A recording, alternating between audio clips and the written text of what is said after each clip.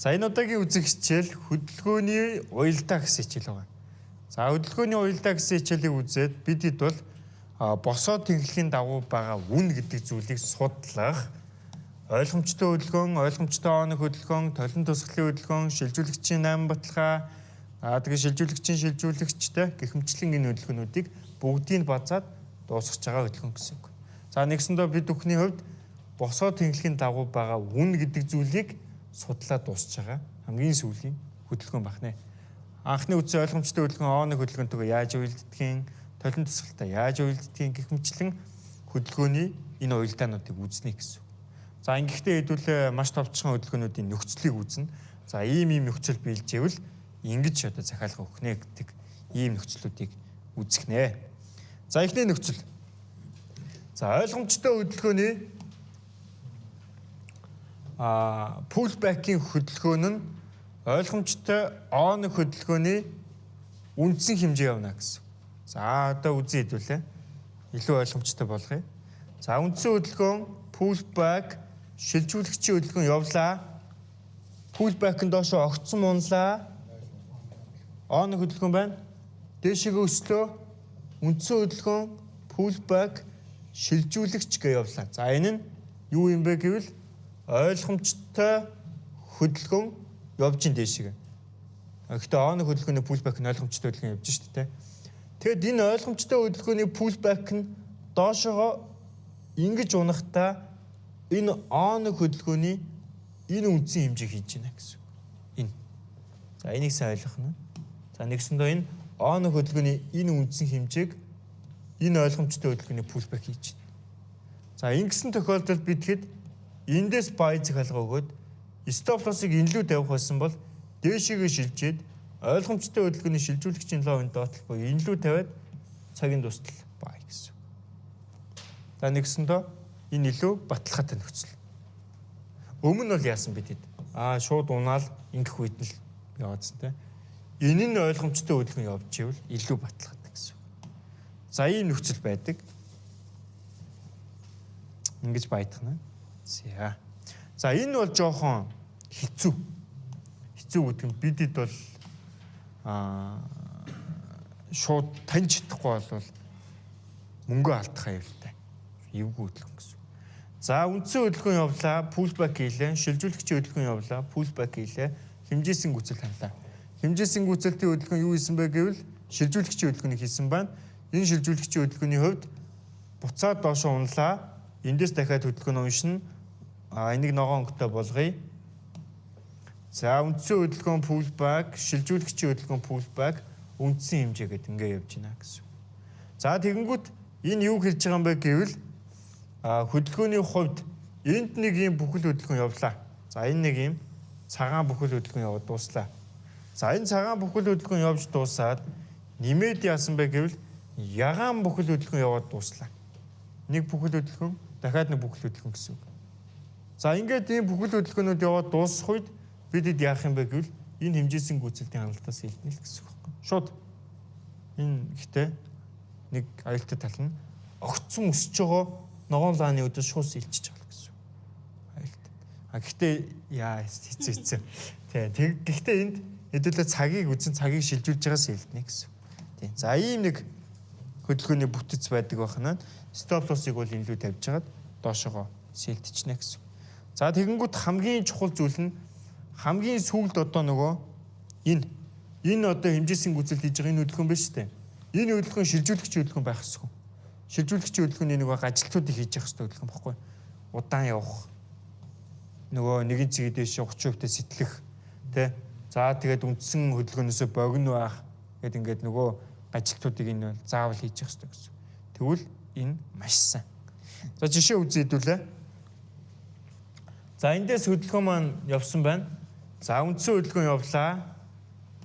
Pullback хийлээ. Шилжүүлэгчийн хөдөлгөөн явлаа. Pullback хийлээ. Үндсэн хэмжээ ханлаа.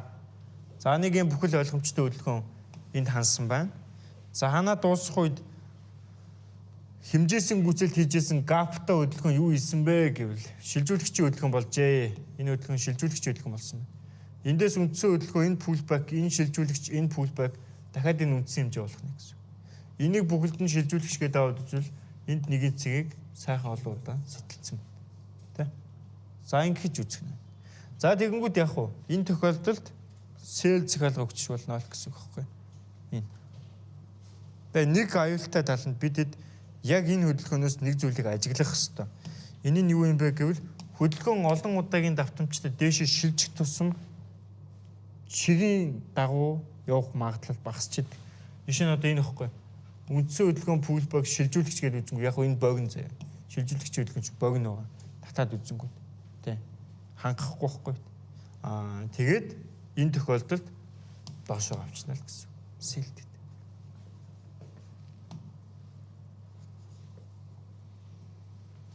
За энэ богино гоц. Богино. Шилжүүлэгч хөдөлгөөн богино. Тэр нэг ойлгомжтой хөдөлгөөн явдаггүй өсч штэ тэ. Явдаггүй.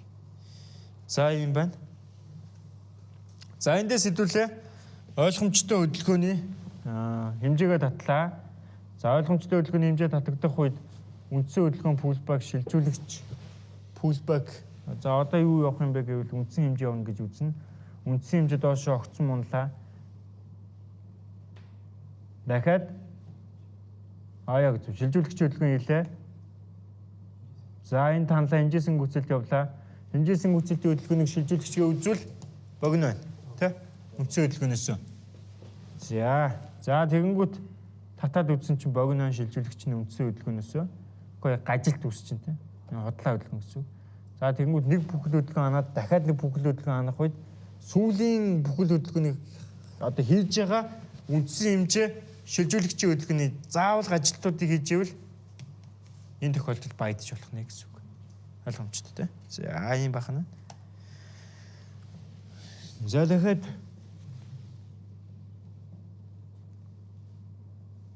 хэмжээ татлаа. За энэ хөдөлгөөний хувьд бол энэ яагаад ингэсэн бэ? Энэ юу? Шилжүүлэгч богино шүү дээ, тэ? Тэгээд ийм хөдөлгөөн бол хотлаа гэсэн үг. Ингээд жишээ болгоод үзүүлж байна. За эндээс хэдүүлээ ойлгомжтой хөдөлгөөнийг татсан. За ойлгомжтой хөдөлгөөнийг татаад үзсэн чинь хөдөлгөөн яасан бэ гэвэл үндсэн хөдөлгөөн хийгээд пулбак хийгээд шилжүүлэгч хийгээд пулбак хийвч. Нэгэн зэг шалгуул юу лээ? Сэл хүлээж чинь. За ингээ хүлээж исэн чинь хөдөлгөөн шууд унчлаа. Толин тусгал байна гэж үзэх нь шүү дээ. За хэмжээ дэш явсан байна. Дэш. Толин тусгалын хөдөлгөөнийг ингэж ажиглах нэ. За тэгэнгүүт дахиад эндээс яасан бэ гэвэл ойлгомжтой хөдөлгөөн явж байна тий. За юм. За ойлгомжтой хөдөлгөөний үндсэн хэмжээ явахдаа дахиад нэг юм хэмжээ явж идэг. Энийг бас ажиглах хэрэгтэй. За энэ хөдөлгөөний хувьд бол үндсэн хэмжээ анахдаа дахиад үндсэн хөдөлгөөн пулбак шилжүүлэгч пулбак үндсэн хэмжээ гэсэн ийм хөдөлгөөний бүтцийг дахин хийх нэ гэсэн үг шүү. За энд ойлгомжтой хөдөлгөөн байна уу?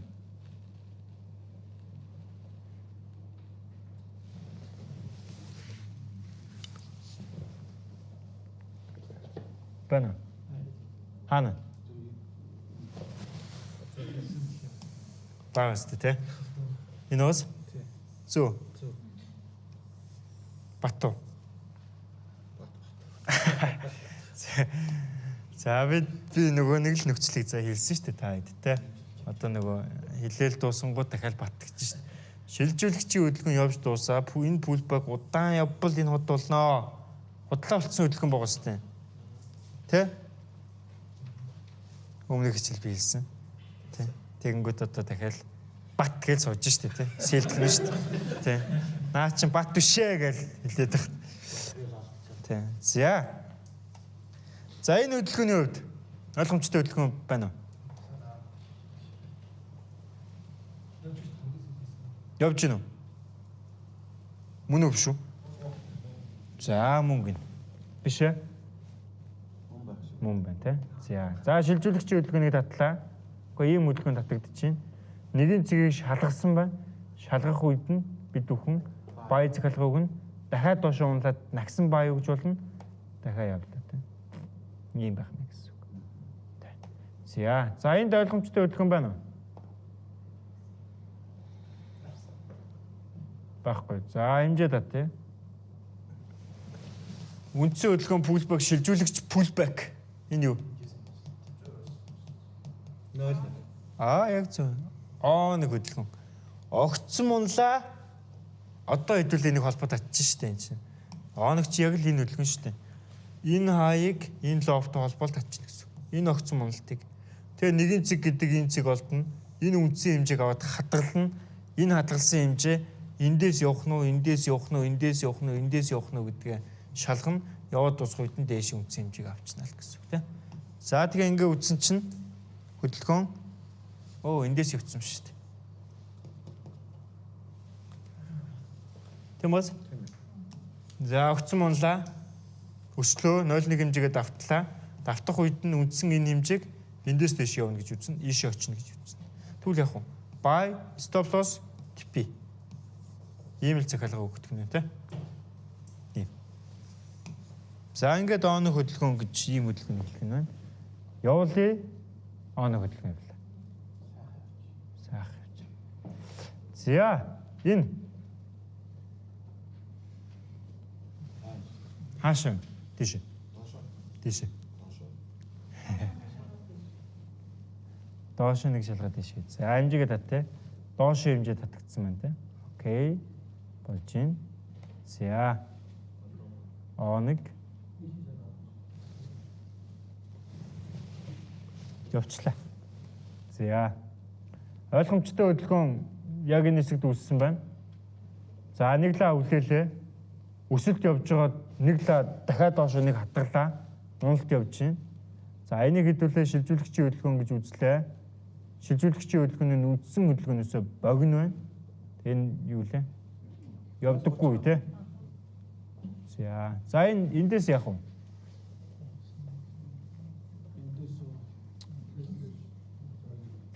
Энэ юу? Толин тасгал уу? За хэмжээ татъя. За хэмжээ юм байна. Баё. Яагаад?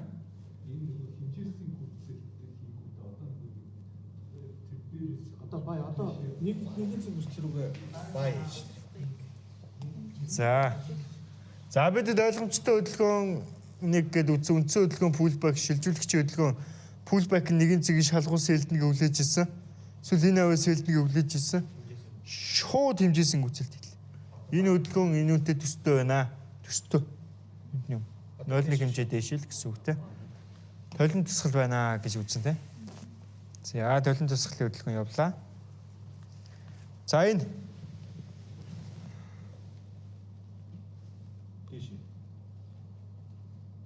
доош юу? За үзье. Дээш хэмжээ татагдсан байна тийм. Окей. Болж байна. За. Дээшээгээ хэмжээсийн гүцээ шууд ханлаа гэсэн. За энд бол захиалга байхгүй болчихж байгаа юм. Захиалга. Яагаад байхгүй болж байгаа юм бэ гэвэл энэ толин тусгал биш болчихж байгаа байхгүй юу? Энэ pullback, энэ ийм pullback. Тийм. Энд бол окей. Хэмжээсийн гүцэлтийг явуулаад айчна гэсэн. За энэ дахиад хэдүүлээ үзье. Ойлгомжтой хөдөлгөөний бүтэц үүслээ. Pullback-ийн хөдөлгөөн нь нэг хөдөлгөөн хийсэн байна. Огцон мунлаа өслөө 0.1 хэмжээ давтлаа. Buy, TP, stop loss гэж үзнэ. За ингээд хөдөлгөөн маань сайхан явлаа. За энд бол их гоё задлсан байна те. Үндсэн хөдөлгөөн pullback шилжүүлэгчгээ үзлээ. Огцон мунлаа өслөө 0.1 хэмжээг давтлаа. Buy-д. За энэ баг цагийн таблигийн бүтэц үүссэн байна шүү дээ. Өслөө унлаа тэ. Ийм. Энэ нь баг цагтаа юу юм? Ойлгомжтой хөдөлгөөн байгаа шүү дээ тэ. Ингээд доош явж байгаа. За тийш явж байгаа ойлгомжтой хөдөлгөөн.